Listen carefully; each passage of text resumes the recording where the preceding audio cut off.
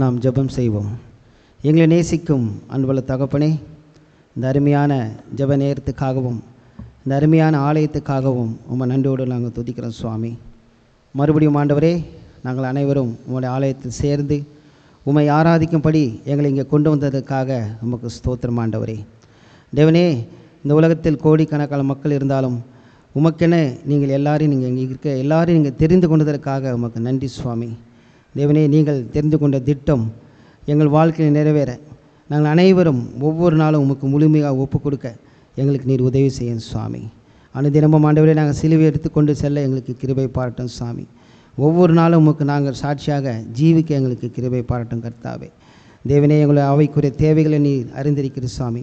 எல்லாவற்றையும் நீர் சந்தித்தருளும் ஆண்டவரே. எங்கள் உள்ளத்தின் தேவைகளை நீ அறிந்திருக்கிறீங்க சுவாமி. எங்களுடைய போராட்டங்கள், பிரச்சனைகள் எல்லாவற்றையும் நீ அறிந்திருக்கிற கர்த்தாவே. தேவனே, நாங்கள் முழுமையாக அனைவரும் உடைய பாதத்தை என்பது சரணடைகிறோம் சுவாமி. நீரே எங்களை பொறுப்படுத்திக் கொள்ளும் சுவாமி. இங்கேருந்து நாங்கள் செல்லும்போது உம்முடைய ஆவியால் நாங்கள் நிரம்பி செல்ல, உம்முடைய வார்த்தையால் நாங்கள் நிரம்பி செல்ல நீங்கள் கிருபை பாட்டும் சுவாமி.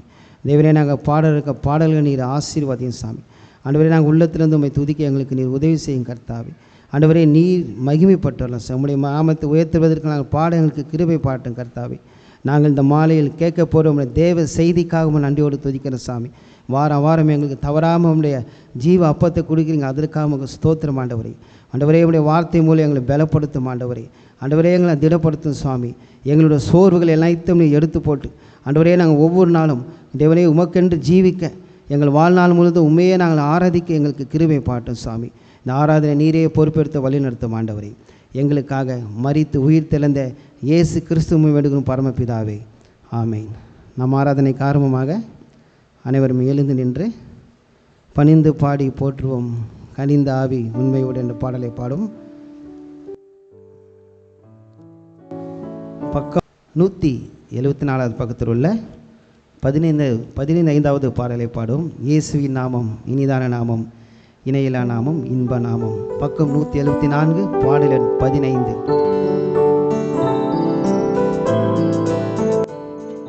அடுத்த பாடல் ஒரு பழமையான பாடல், அனைவருக்கும் தெரிந்த பாடல். தந்தானை துதிப்போமே திரு சபையாரை கவி பாடி பாடி. பக்கம் 165, பாடல் 5. இந்த பாடலை கரங்களை தட்டி உற்சாகமாய் பாடுவோம். தந்தானை துதிப்போமே திரு சபையோரை கவி பாடி பாடி. தந்தானை துதிப்போமே விந்தையாய் நமக்கு நந்த நந்தமான விலை கரியோதோ நன்மை மிக மிக. விந்தையாய் நமக்கு நந்த நந்தமான விலை கரியோதோ நன்மை மிக மிக. தந்தானை துதிப்போமே திரு சபையாரை கவி பாடி பாடி. தந்தானை துதிப்போமே. பொய்யாரத்து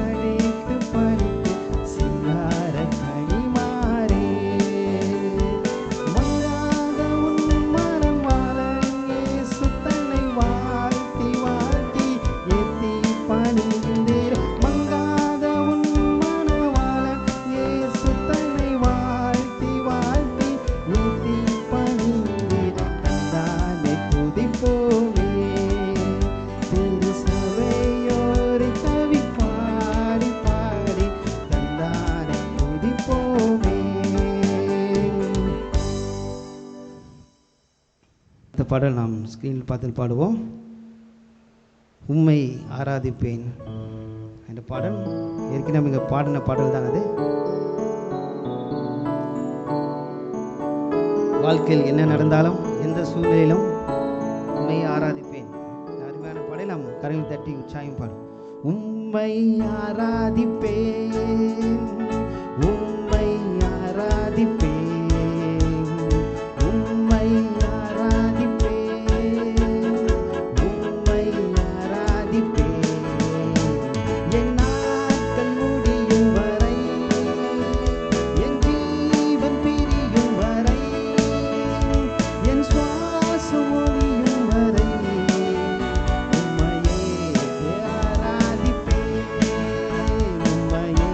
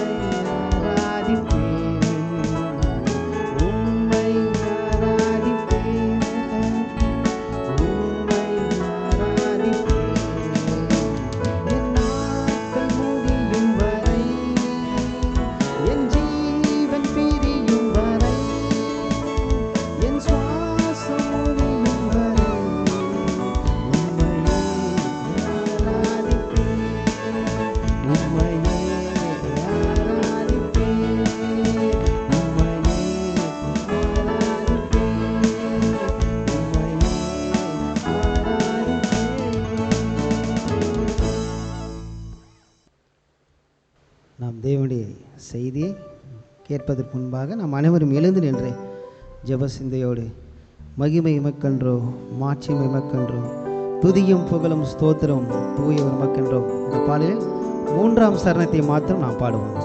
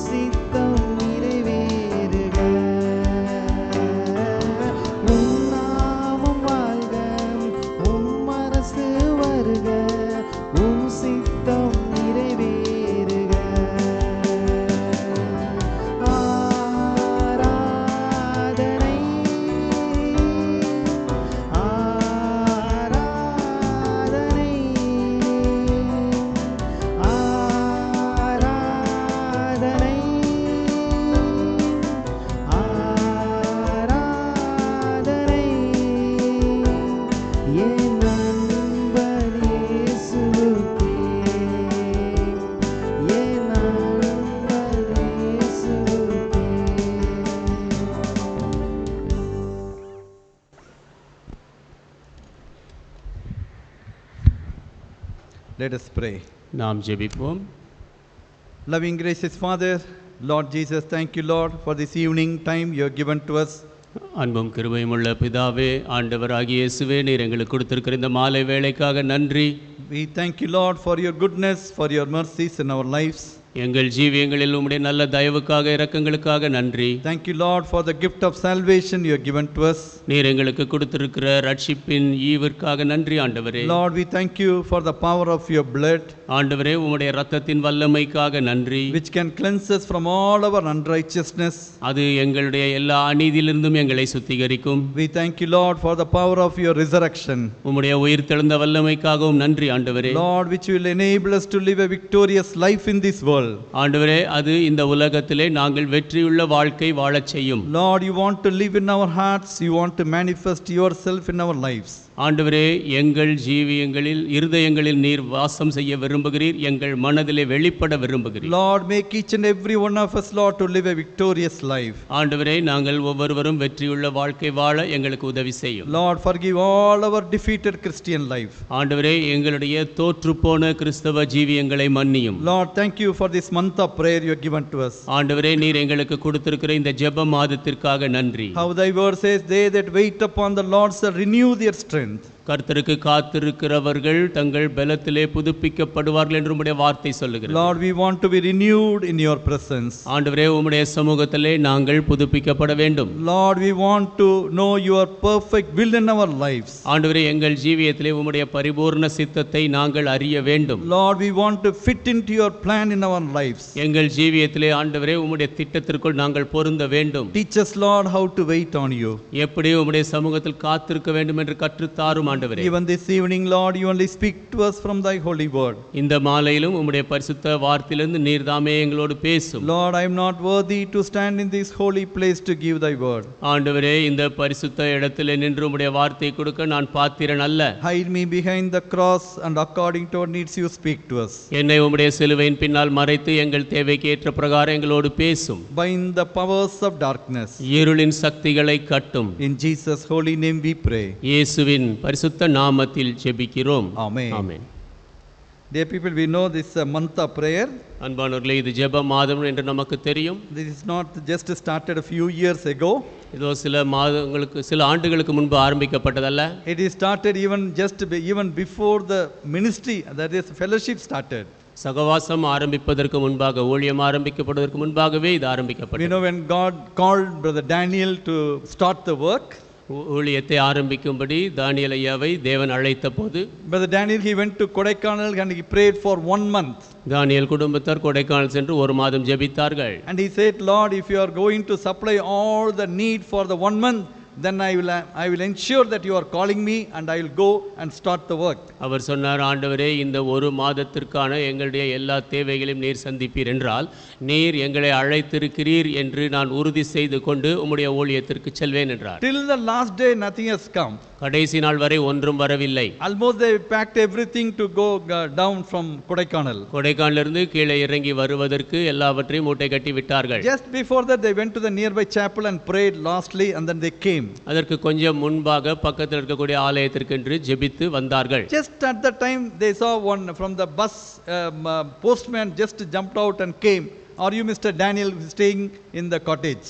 அந்த நேரத்திலே ஒரு போஸ்ட்மேன் பஸ்ஸிலிருந்து இறங்கி ஓடி வந்து, நீங்கள் தான் தானியேல் ஐயாவா, இங்கே இருக்கிறீர்களா என்று தங்கி இருக்கிறீர்களா என்று கேட்டார். You have a TMO, that is telegraphic money order. உங்களுக்கு ஒரு தந்தி மணி ஆர்டர் வந்திருக்கிறது என்றார். That amount was exactly sufficient for all the expenses for the whole month.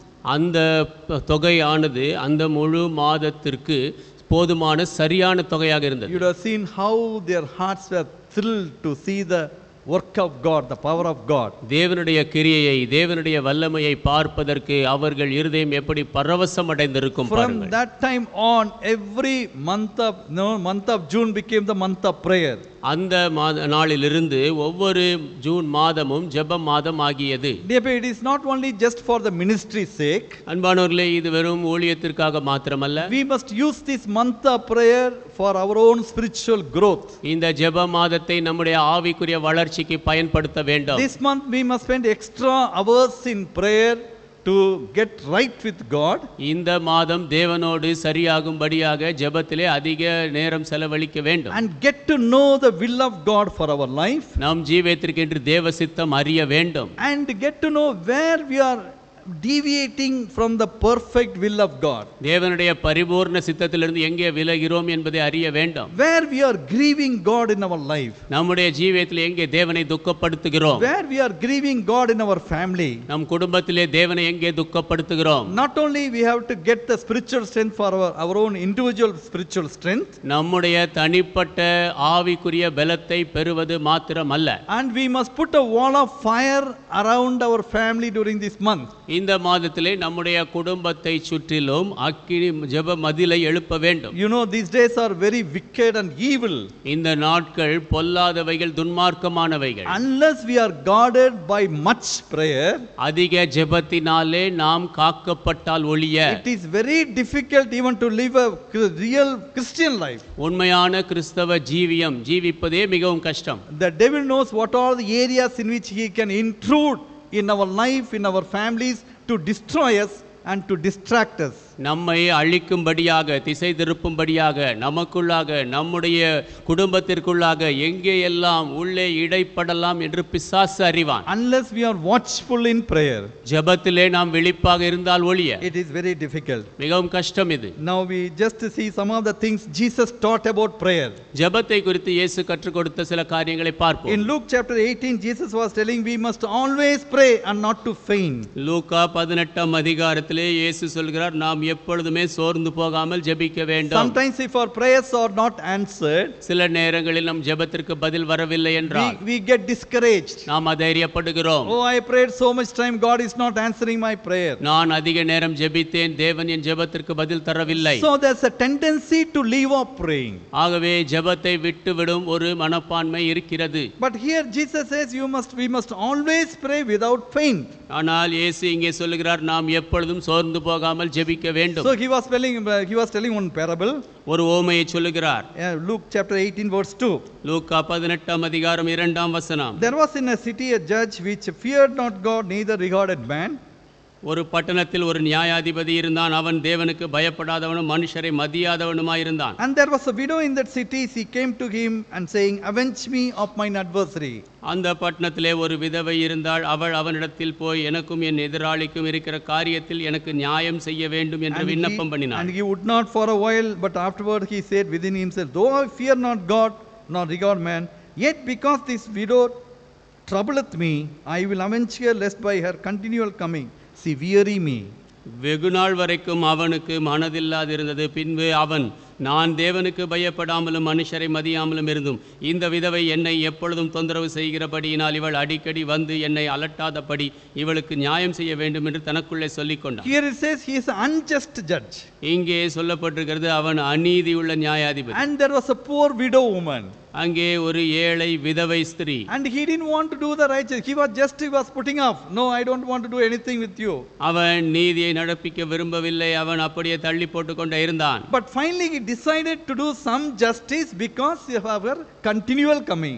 ஆனால் தொடர்ந்து அவள் வந்து கொண்டே இருந்ததினாலே கடைசியிலே கொஞ்சம் நியாயம் செய்ய விரும்பினான். What Jesus was telling, இயேசு என்ன சொல்லுகிறார்? even that unjust judge yielding to the continual coming of this poor widow, அந்த அநீதியான நியாயாதிபதி கூட இந்த ஏழை விதவை தொடர்ந்து வந்ததினாலே இணங்கி கொடுத்தான். 7th word he says, shall not God avenge his own elect which cry day and night unto him, though he bear long with them. 7ஆம் வசனத்திலே சொல்லுகிறார், அந்தப்படியே தேவன் தம்மை நோக்கி இரவும் பகலும் கூப்பிடுகிறவராகிய தம்மால் தெரிந்து கொள்ளப்பட்டவர்களின் விஷயத்தில் நீடிய பொறுமையுள்ளவராயிருந்து அவர்களுக்கு நியாயம் செய்யாமல் இருப்பாரோ? One thing we must know, we are not praying to an unjust judge. ஒரு காரியத்தை நாம் அறிய வேண்டும், அநீதியான நியாயாதிபதியில் நாம் ஜெபிக்கவில்லை. Our God is a righteous God. நம்முடைய தேவன் நீதியுள்ள தேவன். Our God who can hear our prayers. நம்முடைய தேவன் நம் ஜெபத்தை கேட்கக்கூடியவர். Our God is a compassionate God. நம்முடைய தேவன் மனதுருக்கமுள்ள தேவன். Not like unjust judge. அநீதியான நியாயாதிபதியை போல் அல்ல. And this poor widow was, because he was unknown to the judge. அந்த ஏழை விதவை அந்த நியாயாதிபதிக்கு யார் என்று தெரியாது. But here God says we are his own elect. இங்கே தேவன் சொல்லுகிறார், நாம் அவரால் தெரிந்து கொள்ளப்பட்டவர்கள். Bible says we are a chosen generation. வேதம் சொல்லுகிறது, நாம் தெரிந்து கொள்ளப்பட்ட சந்ததி. We are a peculiar people. நாம் ஒரு விசேஷித்த ஜனம். We are a holy nation. பரிசுத்த ஜாதி. So he said, God will not God avenge of your prayer. உங்கள் ஜெபத்திற்கு தேவன் பதில் தர மாட்டாரா? He said definitely he will avenge. நிச்சயமாக அதற்கு பதில் தருவார் என்று சொல்லுகிறார். So here says, God says he will definitely answer our prayer. தேவன் சொல்லுகிறார், நிச்சயமாக நம் ஜெபத்திற்கு பதில் தருவார் என்று. But are we persistent in our prayer? ஆனால் நம் ஜெபத்திலே நாம் தொடர்கிறோமா? Even to the unjust judge, that widow was so constant in her prayer. அநீதியான நியாயாதிபதி இடத்தில் கூட அந்த விதவை தன் விண்ணப்பத்தை தொடர்ந்து வைத்தாள். But to the righteous God, we are not constant in our prayer. ஆனால் நீதியுள்ள தேவனிடத்திலோ நம்முடைய ஜெபத்திலே நாம் தொடர்ந்து செல்வதில்லை. We are not faithful in our prayer life. நம் ஜெப ஜீவியத்திலே நாம் உண்மையாக இல்லை. Even the converted people, they are not maintaining the certain, there is a prayer time in their life. ரட்சிக்கப்பட்ட மக்கள் கூட தங்கள் ஜீவியத்திலே ஜெப நேரத்தை காத்துக்கொள்வதில்லை. When everything goes all right, எல்லாம் சரியாக இருக்கும்போது they just say, suddenly the prayer life goes on. திடீரென்று ஜெப ஜீவியமும் போய் விடுகிறது. The first casualty is their prayer life. முதலாவது பாதிக்கப்படுவது ஜெப ஜீவியம். Then suddenly some problem comes, then again they start their prayer life. திடீரென்று பிரச்சனை வரும், ஜெப ஜீவியத்தை ஆரம்பிக்கிறார்கள். Dear people, we should not be like that. அன்பானவர்களே, நாம் அப்படி இருக்க கூடாது. We must have set time of prayer, whether everything goes all right or whether we face problem also. எல்லாம் சரியாக இருந்தாலும் நாம் பிரச்சனையை சந்தித்தாலும் நாம் ஜெபத்திலே தொடர வேண்டும். Only then we will be able to overcome the tricks of the devil the temptations of the devil. அப்பொழுதுதான் பிசாசினுடைய தந்திரங்களை சோதனைகளை நாம் ஜெயிக்க முடியும். If you turn to Psalm 50, சங்கீதம் 50ற்கு திருப்பினால் 15th verse, 15ஆம் வசனம், call upon me in the day of trouble, I will deliver thee and thou shalt glorify me. ஆபத்து காலத்தில் என்னை நோக்கி கூப்பிடு, நான் உன்னை விடுவிப்பேன், நீ என்னை மகிமைப்படுத்துவாய். Call upon me is the command of God. Call upon me in the day of trouble, I will deliver you and thou shalt glorify me. ஆபத்து காலத்தில் என்னை நோக்கி கூப்பிடு, அது கட்டளை, நான் உன்னை விடுவிப்பேன், நீ என்னை மகிமைப்படுத்துவாய். But what God says about the wicked people, ஆனால் பொல்லாதவர்களை குறித்து தேவன் என்ன சொல்கிறார்? 16th verse, but unto the wicked God said, what hast thou to do to declare my statutes, that thou shouldest take my covenant in thy mouth? 16ஆம் வசனம், தேவன் துன்மார்க்கனை நோக்கி, நீ என் பிரமாணங்களை எடுத்துரைக்கவும் என் உடன்படிக்கை உன் வாயினால் சொல்லவும் உனக்கு என்ன நியாயம் உண்டு? Seeing thou hatest instruction and castest my word behind thee. 17th verse. நீ சிட்சையை நீ பகைத்து என் வார்த்தைகளை உனக்கு பின்னாக எறிந்து போடுகிறாய். Dear people, when we want the Lord to answer our prayer, அன்பானவர்களே, தேவன் நம் ஜெபத்திற்கு பதில் தர வேண்டும் என்றால் we must ensure that our conscience is clean before God and man. தேவனுக்கு முன்பாக மனிதனுக்கு முன்பாக நம் மனசாட்சி சுத்தமாக இருக்க பார்த்துக் கொள்ள வேண்டும். Here Bible says you are hating the instructions, நீங்கள் கட்டளைகளை வெறுக்கிறீர்கள், you are casting my word behind me. என் வார்த்தையை உனக்கு பின்னாக எறிந்து போடுகிறாய். 18th verse, when thou sawest the thief, thou contendest with them, and thou hast been a partaker with adulteress. 18, நீ திருடனை காணும்போது அவனோடு ஒருமித்து போகிறாய், விபச்சாரரோடு உனக்கு பங்குண்டு. Thou givest thy mouth to evil, and thy tongue frameth deceit. உன் வாயை பொல்லாப்புக்கு திறக்கிறாய், உன் நாவு கற்பனையை பிணைக்கிறது. Thou sittest and speakest against thy brother, thou slanderest thine own mother's son. நீ உட்கார்ந்து உன் சகோதரனுக்கு விரோதமாய் பேசி உன் தாயின் மகனுக்கு அவதூறு உண்டாக்குகிறாய். Suppose if we examine our heart, some of the things we would have done in our own lives. அன்பானவர்களே, நம் ஜீவியத்தை நாம் ஆராய்ந்து பார்த்தால் சில காரியங்களை நம் வாழ்க்கையிலே நாம் செய்திருக்க கூடும். Then how can we expect God to answer our prayers? அப்படியானால் தேவன் நம் ஜெபத்திற்கு பதில் தரும்படி எப்படி எதிர்பார்க்க முடியும்? 22nd verse says, now consider these ye that forget God, lest are tear in pieces, and there be none to deliver. 22ஆம் வசனம், தேவனை மறக்கிறவர்களே இதை சந்தித்துக் கொள்ளுங்கள், இல்லாவிட்டால் நான் உங்களை பீறி போடுவேன், ஒருவரும் உங்களை விடுவிப்பதில்லை. So many people in this world, they just forget God. Oh, I don't want God in my life. இந்த உலகத்திலே அநேக மக்கள் தேவன் எங்கள் வாழ்க்கையிலே வேண்டாம் என்று சொல்லி விடுகிறார்கள். But dear people, as a converted people, we should not go into any of these evil habits in our life. அன்பானவர்களே, ரட்சிக்கப்பட்டவர்களாக இந்த பொல்லாத பழக்கத்திலே ஒன்றுக்குள்ளாக நாம் நம்முடைய வாழ்க்கையில் போக கூடாது. Our mouth must be filled with praise. That's what the 23rd verse says. Whosoever offereth praise glorifieth me, and to him that ordereth his conversation aright will I show the salvation of God. நம்முடைய வாயானது துதியினாலே நிரம்பி இருக்க வேண்டும். 23ஆம் வசனம் சொல்கிறது, ஸ்தோத்திர பலியிடுகிறவன் என்னை மகிமைப்படுத்துகிறான், தன் வழியை செவ்வாய்ப்படுத்துகிறவனுக்கு தேவனுடைய ரட்சிப்பை வெளிப்படுத்துவேன் என்று சொல்லுகிறார். So always we remember the things which God has done in our lives. எப்பொழுதுமே தேவன் நம் ஜீவியத்திலே செய்த காரியங்களை நாம் நினைக்க வேண்டும். When our hearts is full of praise to the Lord, நம்முடைய இருதயம் ஆண்டவருக்கு துதியினால் நிரம்பி இருக்கும்போது the prayer becomes spontaneous in our life. ஜெபம் தானாகவே நம் ஜீவியத்தில் வரும். When you get up, you have the prayer becomes spontaneous in your life. நீங்கள் எழுந்திருக்கும்போது தானாகவே ஜெபம் வரும். It's not going to be difficult for you to spend even 1 hour in prayer in the morning. ஜெபத்திலே காலை 1 மணி நேரம் செலவழிப்பது உங்களுக்கு கஷ்டமாக இருக்காது. And it is not difficult for you to take a special fasting and pray for your family and pray for your own life. விசேஷமாக உபவாசித்து உங்கள் சொந்த வாழ்க்கைக்காக குடும்பத்துக்காக ஜெபிப்பது கஷ்டமாக இருக்காது. And when you start praying, you bring all your burden before the Lord. நீங்கள் ஜெபிக்க ஆரம்பிக்கும் பொழுது உங்கள் எல்லா பாரத்தையும் தேவனுக்கு முன்பாக கொண்டு வருவீர்கள். And constantly place your request before God. தொடர்ந்து உங்கள் விண்ணப்பத்தை தேவனுக்கு முன்பாக வைப்பீர்கள். Here Luke 18 chapter says he will avenge them speedily. இங்கே லூக்கா 18ஆம் அதிகாரம் சொல்கிறது, அவர் சீக்கிரமாக பதில் தருவார். God knows when to answer our prayer. நாம் ஜெபத்திற்கு எப்பொழுது பதில் தர வேண்டும் என்று தேவன் அறிவார். We must wait for the God's timetable. தேவனுடைய அட்டவணைக்கு நாம் காத்திருக்க வேண்டும். We cannot make God forced to do something in our life. நம் வாழ்க்கையிலே சில காரியங்களை தேவன் செய்யும்படியாக கட்டாயப்படுத்த முடியாது. God has his own timetable, and that is the best out of all. தேவன் அவருக்கென்று ஒரு கால அட்டவணையை வைத்திருக்கிறார். எல்லாவற்றை காட்டிலும் அதுதான் சிறந்தது. Sometimes we may not understand why God is delaying my answer. சில நேரங்களிலே ஏன் தேவன் எனக்கு பதில் தருவதை தாமதிக்கிறார் என்று தெரியாது. Why God is not doing it immediately. ஏன் உடனடியாக செய்யவில்லை? Dear people, when you really wait on the Lord, அன்பானவர்களே, உண்மையாகவே ஆண்டவரின் சமூகத்தில் காத்திருந்தார். when we are led by the Spirit of God, தேவாவினால் நடத்தப்பட்டால் the Lord will reveal why he is delaying it. ஏன் அவர் தாமதிக்கிறார் என்று தேவன் வெளிப்படுத்துவார். And exactly when it's fulfilled in his own time, அது அவருடைய நேரத்திலே சரியாக நிறைவேறும். then we will understand, Lord, you have done that which is perfect. அப்பொழுது நாம் விளங்கிக் கொள்வோம், ஆண்டவரே பரிபூர்ணமானதை நீர் செய்திருக்கிறீர். The Lord's wisdom is greater than our own wisdom. ஆண்டவருடைய ஞானம் நம் ஞானத்தை காட்டிலும் பெரியது. Dear people, we must constantly place our request before the Lord. அன்பானவர்களே, தொடர்ந்து நம் விண்ணப்பத்தை ஆண்டவருக்கு முன்பாக வைக்க வேண்டும். And we must be persistent in our prayer till he answers. We should not leave him. நம்முடைய ஜெபத்திலே நாம் விடாமுயற்சி கொண்டவர்களாக இருக்க வேண்டும். அவர் பதில் தரும் வரை அவரை விடக்கூடாது. You know, in the Old Testament we know about the prayer of Jacob. பழைய ஏற்பாட்டிலே யாக்கோபின் ஜெபம் நமக்கு தெரியும். But you know, Jacob means he is a supplanter. He was a deceiver. யாக்கோபு என்றால் அவன் எத்தன் வஞ்சகன் என்ற அர்த்தம். He deceived his brother Esau தன்னுடைய சகோதரன் ஏசாவை வஞ்சித்தான். of the birthright, அந்த பிறப்புரிமையிலிருந்து. and also taken away the blessing from his father. தகப்பனிடத்திலிருந்து ஆசீர்வாதத்தையும் எடுத்துக்கொண்டான். But now after 20 years he was returning to his own. God said, you go back to your home. இப்பொழுது 20 ஆண்டுகளுக்கு பிற்பாடு தேவன் சொன்னார், உன் வீட்டுக்கு திரும்பி போ என்று. And he heard the news, Esau is coming with 400 men.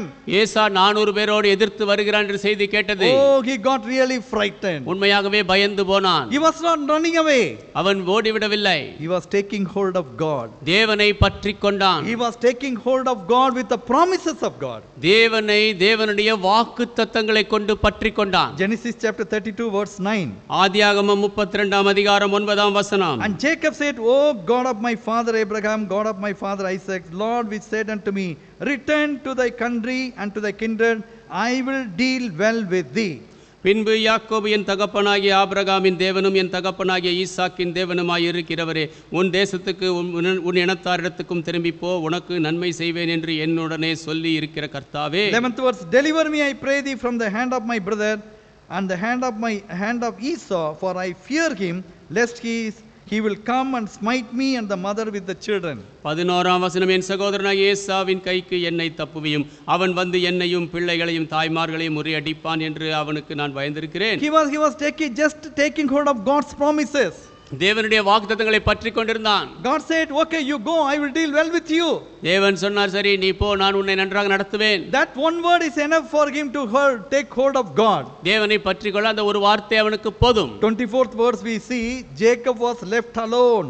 24ஆம் வசனத்திலே நாம் பார்க்கிறோம், யாக்கோபு தனித்து விடப்பட்டான். And there wrestled a man with him until the breaking of the day.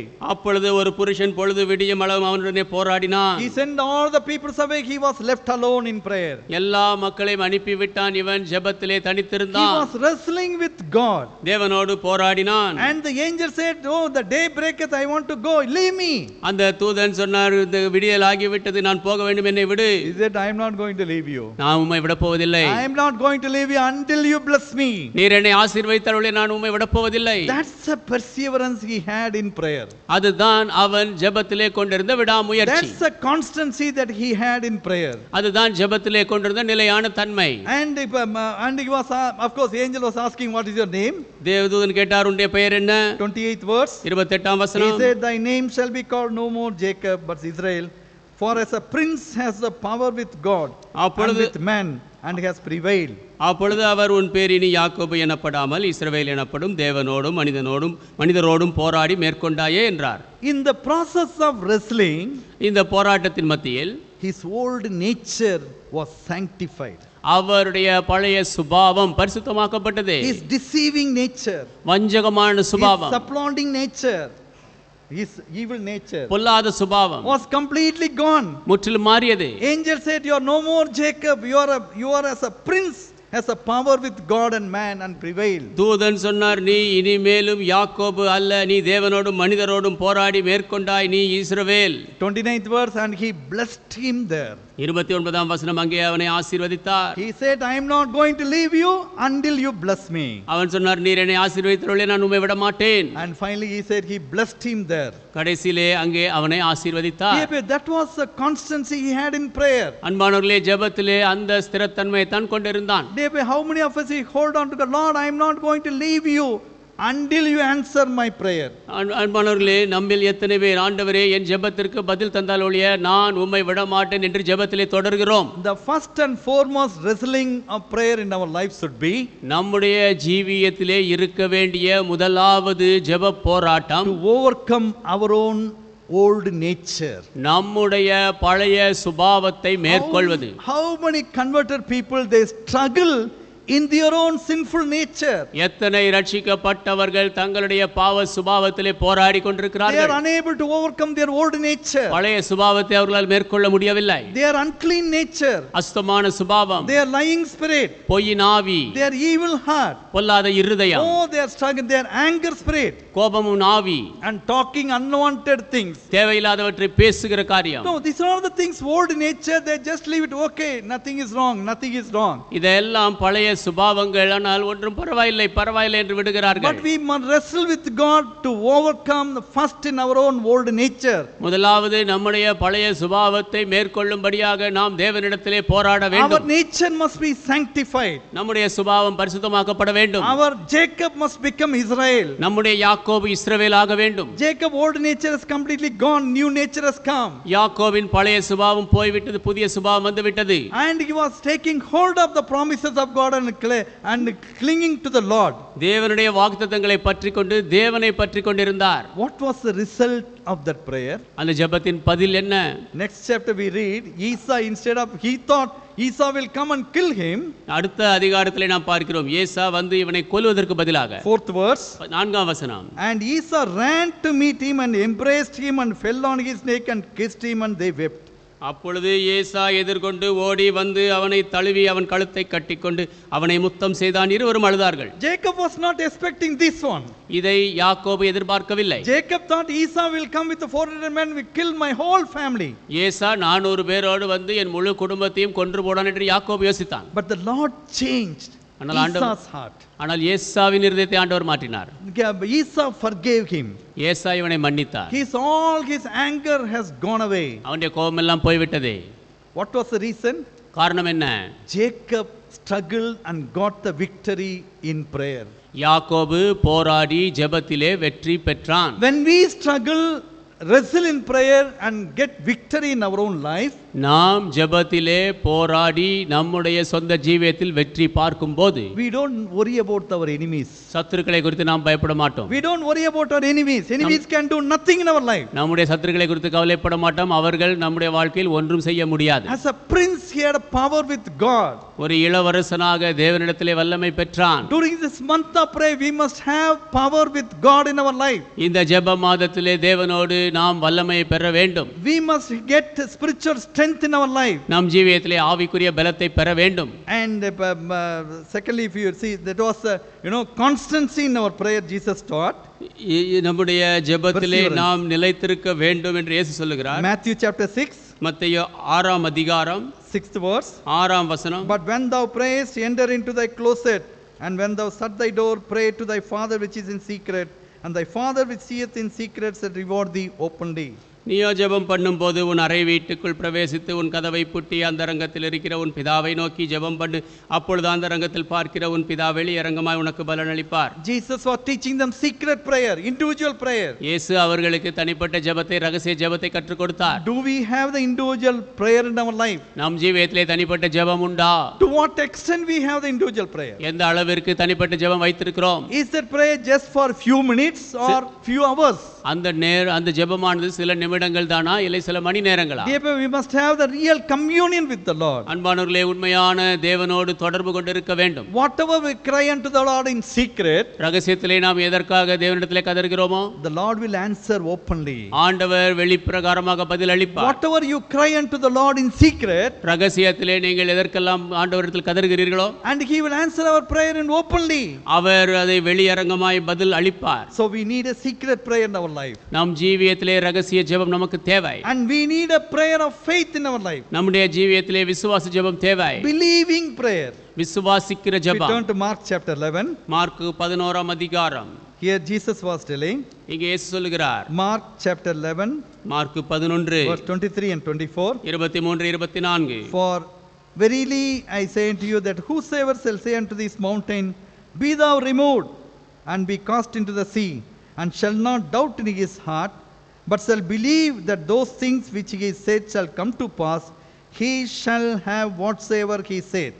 எவனாகிலும் இந்த மலையை பார்த்து நீ பெயர்ந்து சமுத்திரத்திலே தள்ளுண்டு போ என்று சொல்லி தான் சொன்னபடியே நடக்கும் என்று தன் இருதயத்தில் சந்தேகப்படாமல் விசுவாசித்தால் அவன் சொன்னபடியே ஆகும் என்று மெய்யாகவே உங்களுக்கு சொல்லுகிறேன். 24th verse, therefore I say unto you, what things soever ye desire, when you pray, believe that ye receive them, and ye shall have them.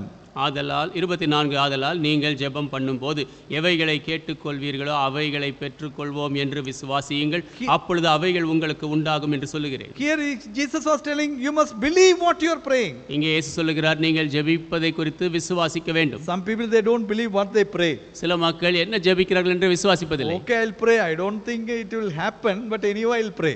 சரி நான் ஜெபிக்கிறேன், நடக்கும் என்று நான் நினைக்கவில்லை, ஆனாலும் ஜெபிக்கிறேன். No, you don't need to expect. It won't happen. நீங்கள் எதிர்பார்க்கவில்லை என்றால் நடக்காது. Because what Jesus says, இயேசு என்ன சொல்லுகிறார்? when you believe that it will happen.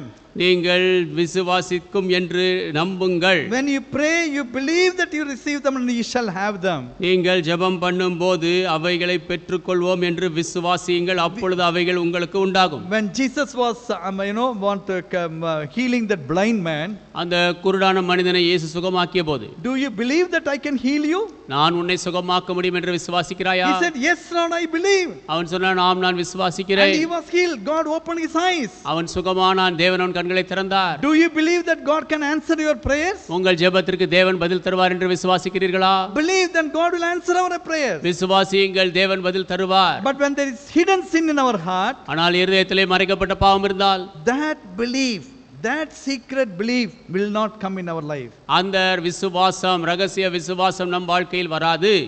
When our conscience are clean, நம்முடைய மனசாட்சி சுத்தமாக இருந்தால், there only that comes the real faith and belief in Jesus Christ. அப்பொழுதுதான் இயேசு கிறிஸ்துவில் உண்மையான விசுவாசம் நம்பிக்கை வரும். And here that's what this 25th verse what he said, Jesus says, இங்கே 25ஆம் வசனத்தில் இயேசு அதைத்தான் சொல்லுகிறார். when you immediately after that he said, when you stand praying, forgive if you ought against any, that your Father also which is in heaven may forgive you your trespasses.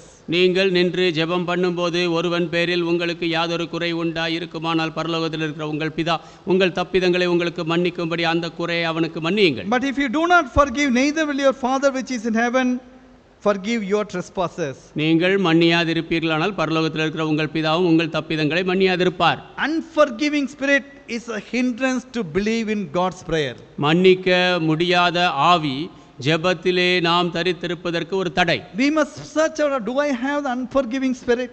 நம்மை ஆராய்ந்து பார்க்க வேண்டும். மன்னிக்க முடியாத ஆவி எனக்கு உண்டா? Jesus says when you stand you forgive whatsoever other people done you forgive. இயேசு சொன்னார் நீங்கள் நின்று ஜெபம் பண்ணும்போது உங்களுக்கு எதிராக யார் என்ன செய்தார்களோ அதை மன்னியுங்கள். When Jesus can forgive our sins, இயேசு நம் பாவத்தை மன்னிக்க முடியும் போது, and we should also will be willing to forgive others. நாமும் மற்றவர்களை மன்னிக்க ஆயத்தமாக இருக்க வேண்டும். So if we are not willing to forgive others, மற்றவர்களை மன்னிக்க நாம் ஆயத்தமாக இல்லை என்றால், God said I am not going to forgive you. தேவன் சொல்கிறார் நான் உன்னை மன்னிக்க மாட்டேன். And you will not have the faith to believe that your prayers will be answered. உன் ஜெபத்திற்கு பதில் வரும் என்று நம்பக்கூடிய விசுவாசம் உனக்கு இருக்காது. Dear people, we must have a secret prayer in our life. அன்பானவர்களே நம் ஜீவியத்திலே அந்தரங்க ஜெபம் இருக்க வேண்டும். We must have the belief in God's prayer, the main prayer. நம்முடைய ஜெபத்திலே விசுவாசம் இருக்க வேண்டும். And we must have perseverance in our life to pray. நம்முடைய ஜீவியத்திலே ஜெபிக்கும்படியான விடாமுயற்சி இருக்க வேண்டும். And one more thing we see in Matthew chapter 26, we must watch. Jesus said watch and pray. இன்னொரு காரியத்தை நாம் பார்க்க வேண்டும். மத்தேயு 26லே இயேசு சொல்கிறார் விழித்திருந்து ஜெபம் பண்ணுங்கள். Matthew chapter 26. மத்தேயு 26. And there we see that Jesus was watching and praying before going to the cross. இயேசு சிலுவைக்கு போவதற்கு முன்பாக விழித்திருந்து ஜெபிப்பதை அங்கே பார்க்கிறோம். Matthew 26 verse 36. மத்தேயு 26:36 வசனம். Then cometh Jesus with them into the place called Gethsemane and said unto the disciples, sit ye here while I go and pray yonder. அப்பொழுது இயேசு அவர்களோடு கெத்செமனே என்னப்பட்ட இடத்திற்கு வந்து சீஷர்களை நோக்கி, நான் அங்கே போய் ஜெபம் பண்ணும் அளவு நீங்கள் இங்கே உட்கார்ந்திருங்கள் என்று சொன்னார். Dear people, here we see Jesus himself needed prayer before going to the cross. அன்பானவர்களே, இங்கே நாம் பார்க்கிறோம் இயேசு சிலுவைக்கு போவதற்கு முன்பாக அவருக்கே ஜெபம் He தேவைப்பட்டது. was watching and praying. அவர் விழித்திருந்து ஜெபித்தார். He was preparing himself for the cross. சிலுவைக்கென்று தன்னை ஆயத்தப்படுத்தினார். And he was 38 verse, then he said unto them, my soul is exceeding sorrowful, even unto death. Tarry ye here and watch with me. 38ஆம் வசனம், அப்பொழுது அவர், என் ஆத்துமா மரணத்துக்கு ஏதுவான துக்கம் கொண்டு இருக்கிறது, நீங்கள் இங்கே தங்கி என்னோட கூட விழித்திருங்கள் என்று சொன்னார். And he went a little further and fell on his face praying, saying, O my Father, if it be possible, let this cup pass from me. Nevertheless, not as I will, but as thou wilt. சற்று அப்புறம் போய் முகங்குப்புற விழுந்து, என் பிதாவே, இந்த பாத்திரம் என்னை விட்டு நீங்க கூடுமானால் நீங்கும்படி செய்யும், ஆகிலும் என் சித்தத்தின்படி அல்ல உம்முடைய சித்தத்தின்படியே ஆக கடவுது என்று ஜெபம் பண்ணினான். Not that Jesus did not want to go to the cross. இயேசு சிலுவைக்கு போகவில்லை என்று அர்த்தமல்ல. Lord, if you can able to save this world without me going to the cross, you deliver me from this cup. ஆண்டவரே, நான் இந்த சிலுவைக்கு போகாதபடி இந்த உலகத்தை உம்மால் விடுவிக்க முடியும் என்றால் இந்த பாத்திரத்திலிருந்து என்னை விடுவியும் என்று கேட்டார். But we don't see that prayer was answered. ஆனால் அந்த ஜெபத்திற்கு பதில் வரவில்லை. Jesus had to go to the cross. இயேசு சிலுவைக்கு போக வேண்டியிருந்தது. Jesus had to bear the sins of the whole world upon himself. முழு உலகத்தின் பாவத்தையும் இயேசு தன் மேல் சுமக்க வேண்டியிருந்தது. My soul is exceeding sorrowful even unto death. என் ஆத்துமா மரணத்துக்கு ஏதுவான துக்கம் கொண்டு இருக்கிறது. And even that time, when the soul was almost sorrowful unto death, he said, Lord, not my will, but thy will be done. அந்த ஆத்துமா மரணத்துக்கு ஏதுவான துக்கம் கொண்டிருக்கும் போதும் அவர் சொன்னார், பிதாவே, என் சித்தம் அல்ல உம்முடைய சித்தம் நடைபெறட்டும். He submitted completely to the will of God. முற்றிலுமாக தேவ சித்தத்துக்கு ஒப்பு கொடுத்தார். But what we was expecting his disciples, ஆனால் அவருடைய சீஷர்களிடத்தில் என்ன எதிர்பார்த்தார்? they would be watching with you and praying with him. அவர்கள் அவரோடு விழித்திருந்து ஜெபிப்பார்கள். But when he came, they were all sleeping. ஆனால் அவர் வந்தபோது அவர்கள் எல்லாரும் தூங்கினார்கள். That's why what Jesus said, 41st verse, watch and pray that he enter not into temptation. 41ஆம் வசனத்தில் இயேசு சொன்னார், நீங்கள் சோதனைக்கு உட்படாதபடிக்கு விழித்திருந்து ஜெபம் பண்ணுங்கள். But this is a very very important instruction which Jesus gave. அன்பானவர்களே, இயேசு கொடுத்த மிக முக்கியமான கட்டளை இது. It is applicable in our day to day life. நம்முடைய அனுதின ஜீவியத்திலே அது பொருந்தும். Watch and pray lest he enter into temptation. நீங்கள் சோதனைக்கு உட்படாதபடிக்கு விழித்திருந்து ஜெபம் பண்ணுங்கள். Whether we are watching or not, devil is watching. நாம் விழித்திருக்கிறோமோ இல்லையோ, பிசாசு விழித்திருக்கிறான். In the garden of Gethsemane, Gethsemane தோட்டத்தில் all the disciples they were sleeping, சீஷர்கள் எல்லாம் தூங்கினார்கள். but Judas was not sleeping. ஆனால் யூதாஸ் தூங்கவில்லை. Judas was well awake. யூதாஸ் நன்றாக He was விழித்திருந்தான். with all the the people. He was coming to arrest Jesus. அந்த மற்ற மக்களோடு இயேசுவை கைது செய்ய வந்தான். Devil was awake. பிசாசு விழித்திருந்தான். But the people of God, that is disciples, they were sleeping. தேவனுடைய ஜனம் சீஷர்கள் உறங்கினார்கள். That's why Jesus says, watch and pray lest he enter into temptation. ஆகவே தான் இயேசு சொன்னார், நீங்கள் சோதனைக்கு உட்படாதபடிக்கு விழித்திருந்து ஜெபம் பண்ணுங்கள். What was the result? அதனுடைய பலன் என்ன? They were miserably failed. அவர்கள் பரிதாபமாக They were தோற்றார்கள். all left Jesus and ran away. அவர்கள் எல்லாரும் இயேசுவை விட்டு ஓடி போனார்கள். Nobody could be with Jesus at the time of trial. அந்த சோதனை நேரத்தில் யாரும் இயேசுவோடு இருக்க முடியவில்லை. When we do not watch and pray in our life, நம் ஜீவியத்திலே நாம் விழித்திருந்து ஜெபிக்கவில்லை என்றால் that same thing happens in our life. அதே காரியம் நம் ஜீவியத்தில் நடக்கும். We cannot overcome the devil's tricks. பிசாசின் தந்திரத்தை நம்மால் ஜெயிக்க முடியாது. They will have 101 tricks to deviate us from God. நம்மை தேவனிடத்தில் திருப்புவதற்கு பிசாசு 101 தந்திரங்களை வைத்திருக்கிறான். But when we watch and pray, ஆனால் நாம் விழித்திருந்து ஜெபித்தால், we close all the avenues by which the devil wants to enter in our life. பிசாசு நம் ஜீவியத்திற்குள்ளாக வரும்படி முயற்சிக்கிற எல்லா வழிகளையும் மூடி We போடுவோம். put a wall of fire around us, fire around our family, so that devil cannot enter into our home. பிசாசு நம் வீட்டிற்குள் வர முடியாத படிக்கு நம்முடைய குடும்பத்தை சுற்றிலும் அக்கினி மதிலை போடுவோம். But when we do not watch and pray, ஆனால் நாம் விழித்திருந்து ஜெபிக்கவில்லை we என்றால் get into so many troubles. அநேக பிரச்சனைக்கூடாக செல்வோம். When we examine our life, what are the troubles which we are undergoing, we are facing? நம்முடைய ஜீவியத்திலே என்ன பிரச்சனைகளை எல்லாம் நாம் சந்திக்கிறோம் என்று ஆராய்ந்து பார்த்தால் Most of the things we will know it is because of the lack of prayer.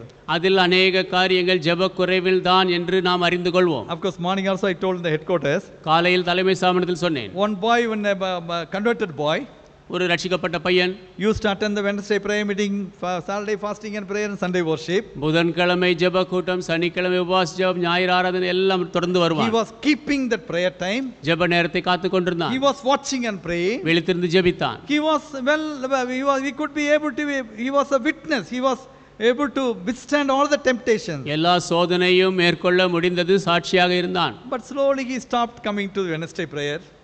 கொஞ்சம் கொஞ்சமாக புதன்கிழமை ஜெபம் வருவதை நிறுத்திக் கொண்டான். Okay, 1 or 2 weeks he had some heavy work in the office, he could not come. 1-2 வாரங்கள் அலுவலகத்தில் அதிக வேலை, வர முடியவில்லை, பரவாயில்லை. Then after that, he said, okay, last week he didn't go, previous week also we didn't go. Okay, this week I will not go. பிற்பாடு சொன்னான், கடந்த 2 வாரம் போகவில்லை, சரி இந்த வாரம் நான் போகாமல் விடுகிறேன். That week he would have gone to the prayer meeting. அந்த வாரம் ஜெப கூட்டத்துக்கு போயிருக்கலாம். Oh, slowly his laxity came, okay, I will not go. கொஞ்சம் கொஞ்சமாக அலட்சியம் வந்தது, போக So மாட்டேன். heavy work came on Saturday. One heavy work came on ஒரு நாள் Saturday. சனிக்கிழமை அதிக வேலை வந்தது. So he didn't go there. அங்கே போகவில்லை. So slowly he ignored Wednesday prayer meeting and Saturday fasting and prayer. கொஞ்சம் கொஞ்சமாக புதன்கிழமை ஜெப கூட்டத்தையும் சனிக்கிழமை உபவாச ஜெபத்தையும் அவன் புறக்கணித்தான். Maybe he would have justified, anyhow I am going on Sunday, no. ஒருவேளை நான் எப்படி ஞாயிற்றுக்கிழமை போகிறேன் என்று நியாயப்படுத்தியிருக்கலாம். I am going there Sunday to worship God. I am giving my tithes. Everything is going on well. ஞாயிற்றுக்கிழமை தேவனை ஆராதிக்க போகிறேன், தசமபாகம் தருகிறேன், எல்லாம் சரியாகத்தான் போகிறது. But what happens after few months? ஆனால் சில மாதத்துக்கு பிற்பாடு என்ன நேரிடுகிறது? Slowly he was indulging into the old nature, old unclean nature, old that pornography and all has come into his life. கொஞ்சம் கொஞ்சமாக பழைய சுபாவத்திற்குள்ளாக, அசுத்த சுபாவத்திற்குள்ளாக அவன் நுழைந்து கொண்டிருந்தான்.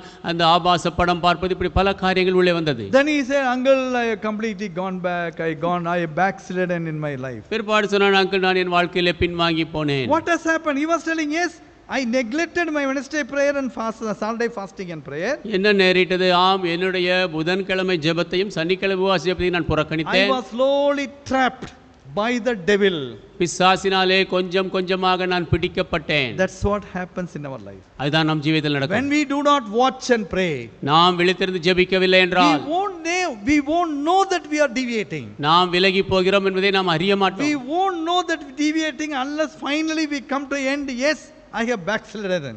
நான் பின்வாங்கி போனேன் என்ற அந்த நிலைக்கு வரும் வரைக்குமே நாம் விலகி போவதை அறிய மாட்டோம். I think sometime before I have told the same story. முன்பு நான் இதே கதையை சொல்லியிருக்கிறேன் என்று யோசிக்கிறேன். Danielaya, he used to come to the beach for prayer.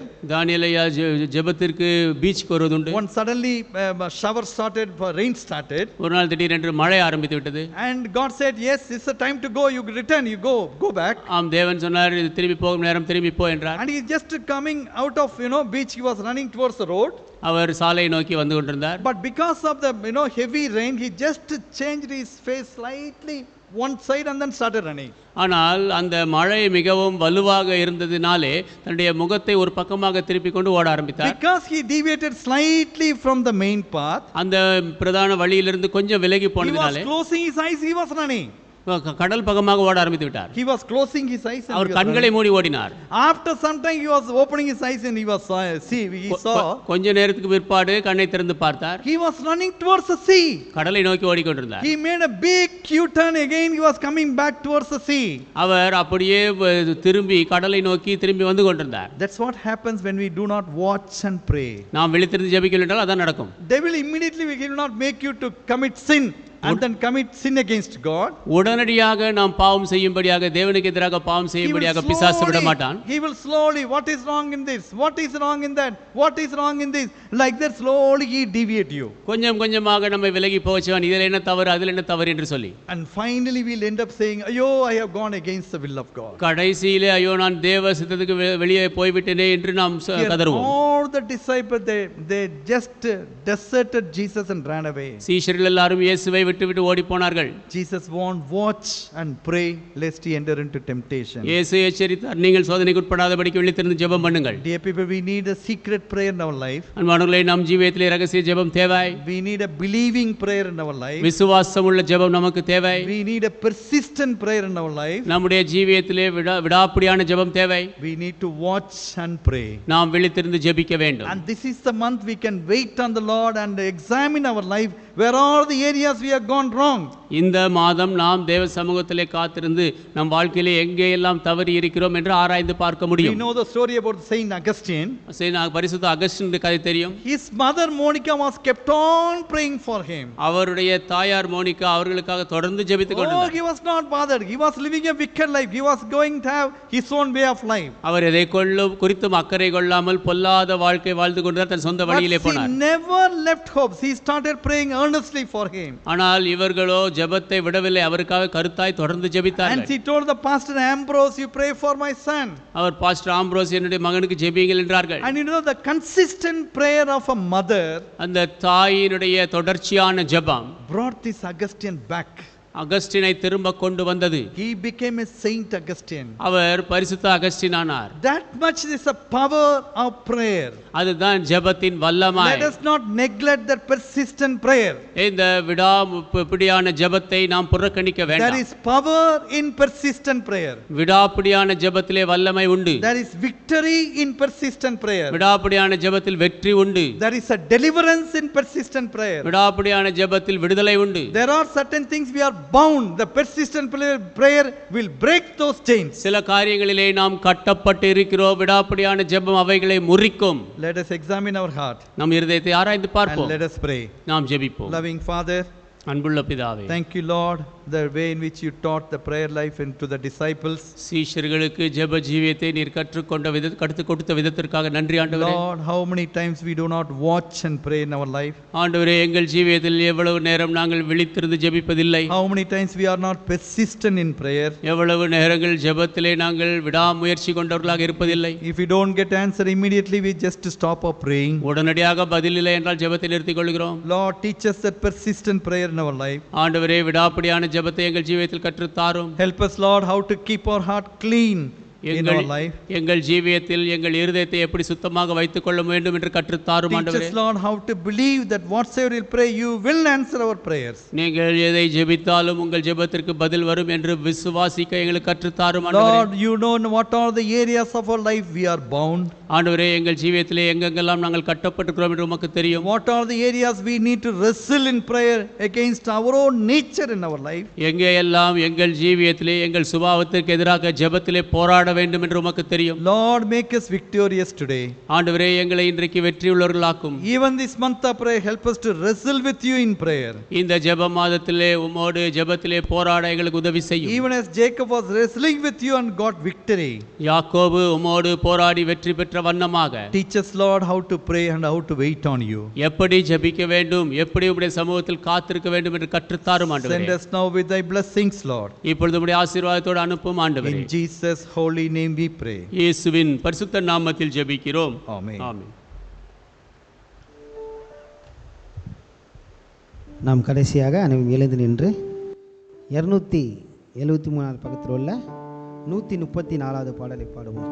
ஜெபத்தை கேட்கும் எங்கள் தேவா, ஜெபத்தின் வாஞ்சை தந்தருளும். ஜெபத்தை கேட்கும் எங்கள் தேவா, ஜெபத்தின் வாஞ்சை தந்தருளோ. ஜெபத்திலே தரித்திருந்து ஜெபத்தின் மேன்மை காண செய்வீர்.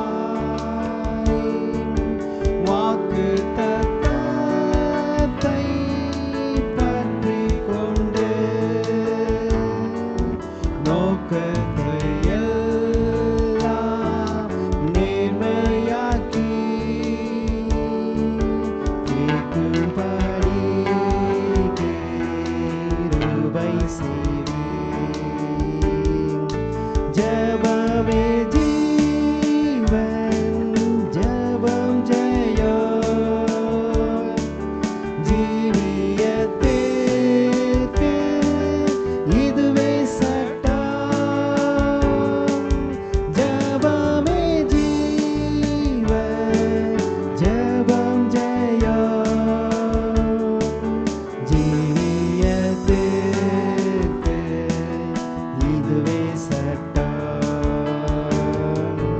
இடைவிடாமல் ஜெபம் செய்ய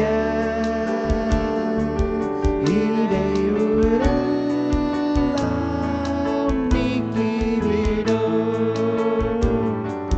சடைப்பில்லாமல் உந்தன் பாதம் கடைசி மட்டும் காத்திருப்போம். ஜெபமே ஜீவன், ஜெபம் ஜெயம். ஜீவியத்திற்கு இதுவே சட்டம். ஜெபமே ஜீவன், ஜெபம் ஜெயம். ஜீவியத்திற்கு இதுவே சட்டம். ஜெபிப்போம். நம்முடைய கர்த்தராகிய இயேசு கிறிஸ்துவின் கிருபையும் பிதாவாகிய தேவனுடைய அன்பும் பரிசுத்த ஆவியுடைய ஐக்கியமும் வல்லமையும் நம்ம அனைவரோடு கூட இப்போதைக்கு எப்போதைக்கும் இருப்பாராக. ஆமென்.